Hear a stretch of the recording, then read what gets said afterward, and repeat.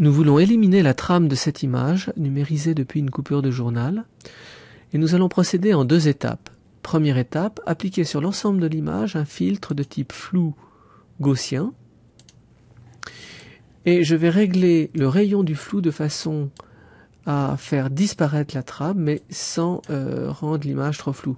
Là, vous voyez, j'ai un rayon beaucoup trop important, l'image devient floue et perd complètement ses détails. En revanche, si le rayon est trop léger, 1 pixel par exemple, eh bien la trame reste visible. Je vais donc augmenter ce rayon de façon à tout juste faire disparaître cette trame. 3 pixels est une bonne valeur, mais on pourrait essayer d'être un tout petit peu en dessous. J'essaye 2,8. Voilà, la trame ne réapparaît pas, mais on la devine à peine, c'est parfait. Je valide. Et deuxième étape, je vais renforcer les micro-contrastes de cette image, donc entre des pixels adjacents. Pour ce faire, je vais appliquer un filtre de type amélioration, renforcer la netteté. C'est un filtre qui, dans d'autres logiciels, s'appelle accentuation. Renforcer la netteté à 3 paramètres. Le rayon, pour tenir compte du voisinage des pixels traités.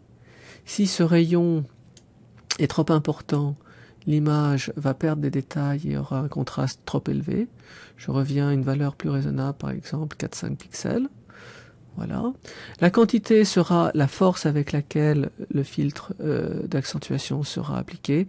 Si cette quantité est trop élevée, même chose, on aura une montée de contraste, une perte de détails. Revenons à une valeur plus raisonnable, par exemple 0,4-0,5. Et le seuil indique la différence de niveau de gris minimale entre 2 pixels adjacents pour que le filtre soit appliqué. Alors, pour tenir compte de la peau ou d'autres surfaces relativement lisses qu'on ne voudrait pas revoir granuleuses, je vais mettre un seuil de 4 ou 5 niveaux. Voilà, je valide.